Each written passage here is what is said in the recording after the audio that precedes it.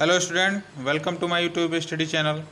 आज हम लोग क्लास 12th की पहली lesson poetry character of a happy life का अध्ययन करेंगे, जो सन हेनरी वॉटन के द्वारा लिखी गई है। इनका जो समय काल है वो 1567 से लेकर 1639 है।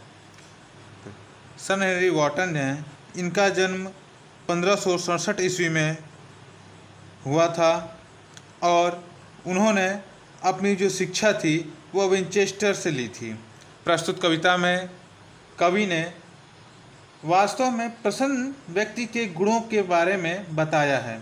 आइए इसके स्टेंजा का अध्ययन करते हैं एक एक करके।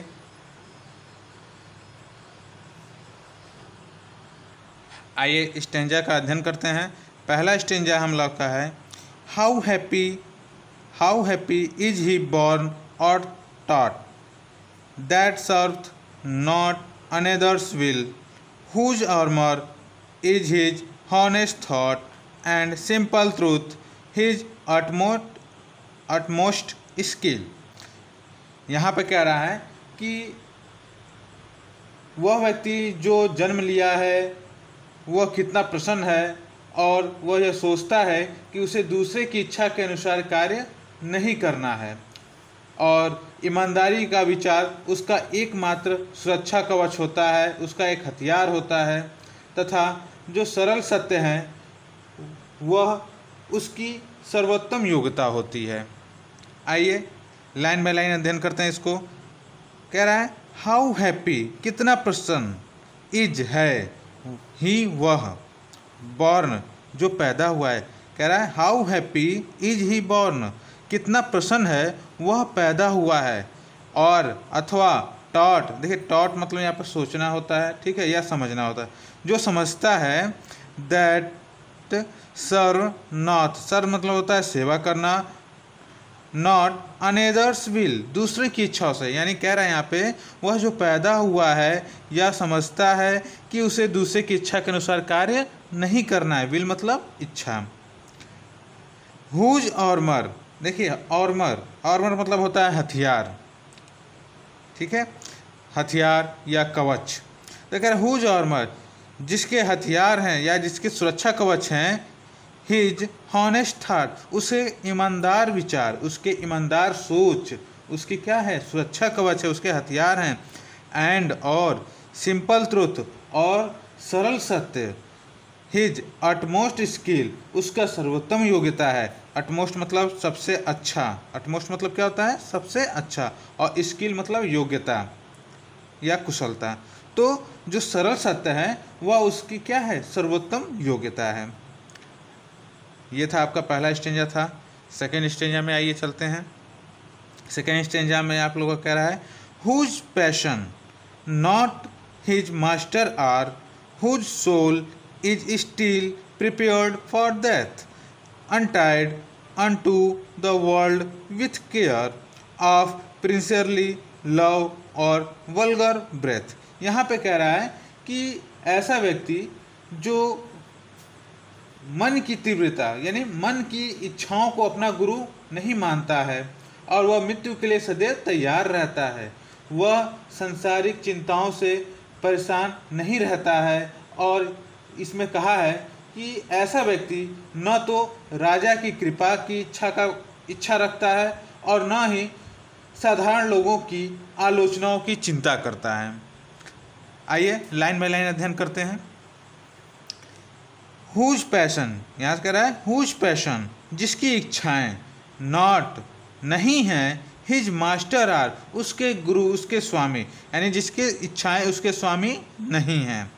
हुज सोल जिसकी आत्मा, इज है स्टिल प्रिपेयर्ड फॉर डेथ हमेशा मृत्यु के लिए तैयार, एंड जिसकी आत्मा हमेशा मृत्यु के लिए तैयार रहती है।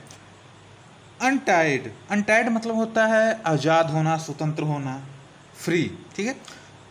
अनटू द वर्ल्ड संसार से, संसार की, विथ केयर यानी वो संसार की परवाह करने के लिए क्या है, स्वतंत्र है, उसे संसार की परवाह नहीं है।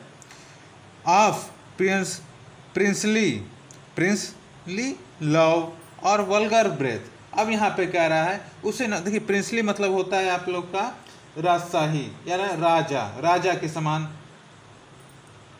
और वल्गर ब्रेथ का मतलब होता है आप लोग का कि आलोचना करना, यानी खराब आलोचना करना।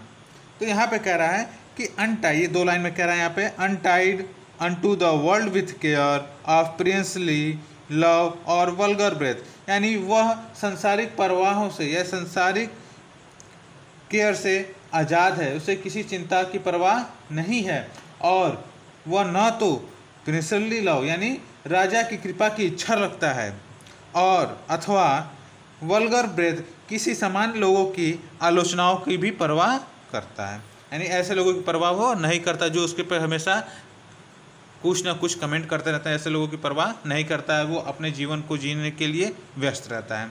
आइए चलते हैं नेक्स्ट स्टेंजा में। ये 2 स्टेंजा हो गए हैं।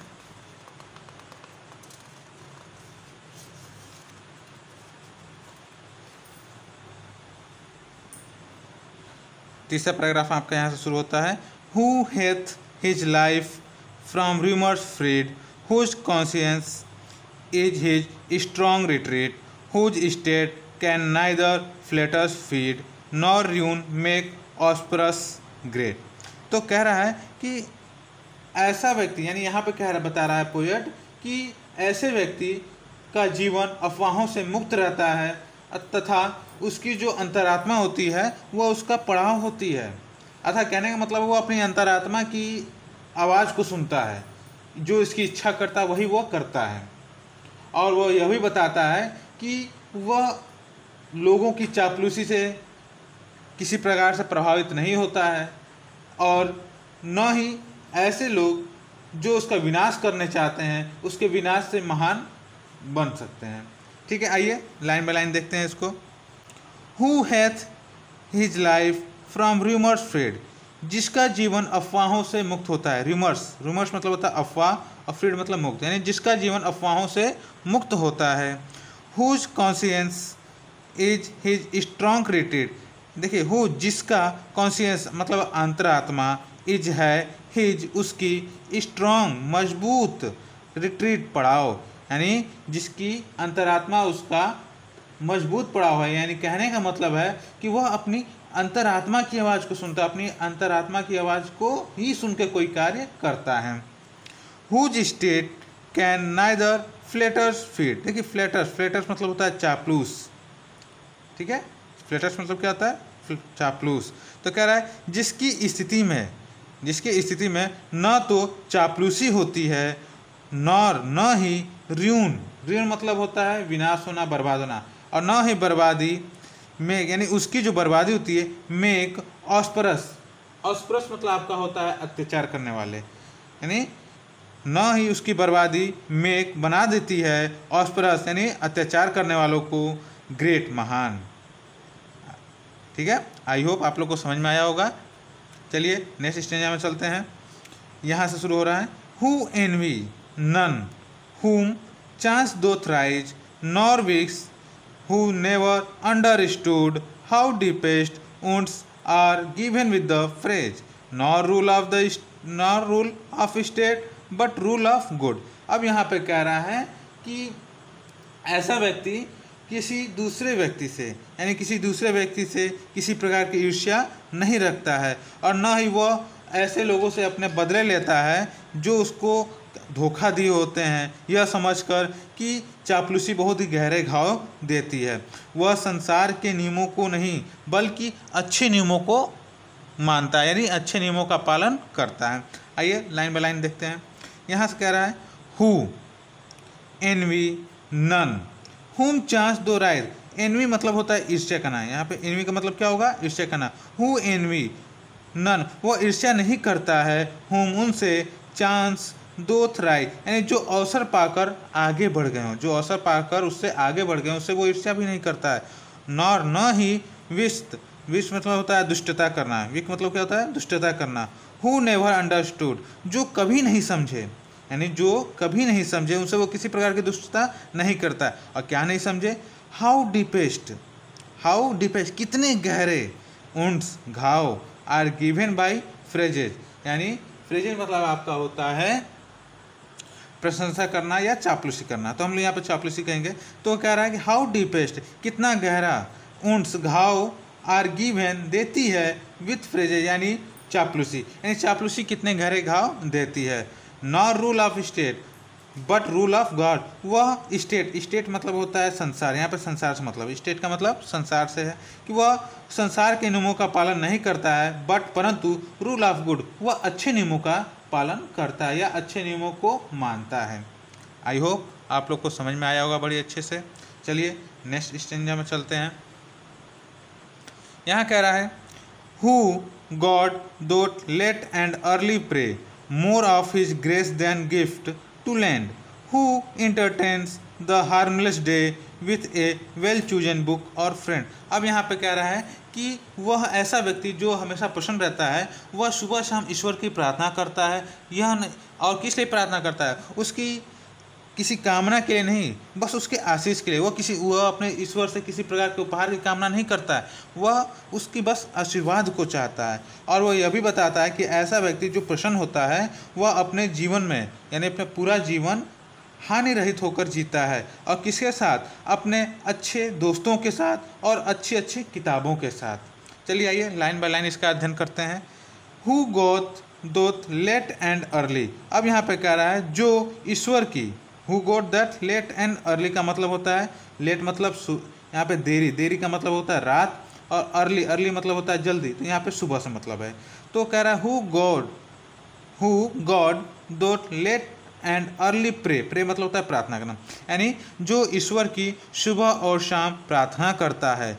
मोर ऑफ हिज ग्रेस, ग्रेस मतलब होता है आशीष, more of his grace than gift to lend, उसके उपहारों से अपेक्षा उसके आशीष के लिए, यानी वह ईश्वर से किसी प्रकार के उपहार की कामना नहीं करता है, वह केवल उसके आशीष की कामना करता है। यानी ग्रेस, ग्रेस मतलब क्या होता है, आशीष यानी आशीर्वाद की।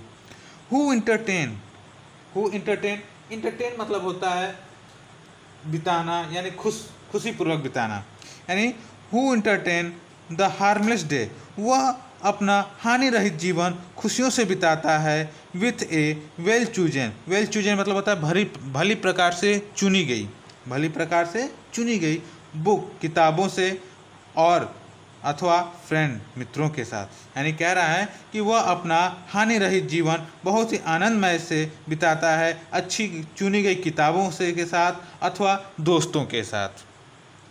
आई होप आप लोग को ये क्लियर हो गया होगा। चलिए लास्ट स्टेंजा में चलते हैं इस चैप्टर के, या इस चैप्टर का लास्ट स्टेंजा है। अगर वीडियो आप लोग को पसंद आ रही हो तो लाइक शेयर सब्सक्राइब जरूर कर दीजिए, ताकि आने वाली वीडियो भी आप लोग को प्राप्त हो सके। चलिए देखिए लास्ट स्टेंजा में क्या कह रहा है, this man is free from servile bands of hope to rise और fear to fall, lord of himself though not of lands and having nothing he hath all. अब यहाँ पे कह रहा है कि ऐसा व्यक्ति जो गुलामी के बंधनों से क्या होता है, मुक्त होता है, और उसे न तो ऊपर उठने की चाह होती है और न तो नीचे गिरने का डर होता है। और यहाँ पे बताता है कि वह स्वयं का स्वामी होता है, भले ही उसके पास कोई ज़मीन जायदाद न हो, लेकिन वह अपने स्वयं का स्वामी होता है। चलिए आइए लाइन बाय लाइन अध्ययन करते हैं इस स्टेंजा का। दिस मैन, यह व्यक्ति, इज फ्री, आज़ाद होता है, स्वतंत्र होता है, from several bands, several bands का मतलब होता है आप लोग का गुलामी के बंधन, ठीक है, सेवरल बैंड मतलब होता है गुलामी के बंधन, यानी ऐसा व्यक्ति गुलामी के बंधनों से मुक्त होता है। ऑफ होप टू राइज और फियर टू फॉल, और उसे न तो होप टू राइज ऊपर उठने की चाह होती है, और अथवा फियर टू फॉल न ही नीचे गिरने की डर होता है। यानी कह रहा है उसे ऊपर उठने की या ऊंचा उठने की आशा भी नहीं होती है, यानी कहने मतलब एक मनोकामना नहीं होती है, और ना ही उसे नीचे गिरने का डर होता है। लॉर्ड ऑफ हिमसेल्फ, वह स्वयं का स्वामी है, वह स्वयं का स्वामी, हिमसेल्फ मतलब स्वयं।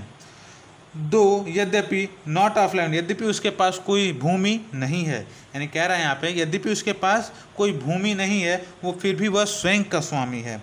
एंड और हैविंग नथिंग, अब यहाँ पे बोल रहा है हैविंग नथिंग, नथिंग मतलब होता है कुछ भी नहीं, और हैविंग मतलब पास होना, तो हैविंग नथिंग उसके पास कुछ भी नहीं है, और उसके पास कुछ भी नहीं है, ही है था, परंतु उसके पास सब कुछ है, परंतु उसके पास सब कुछ है, यानी कहने का मतलब है उसके पास संतोष का धन है।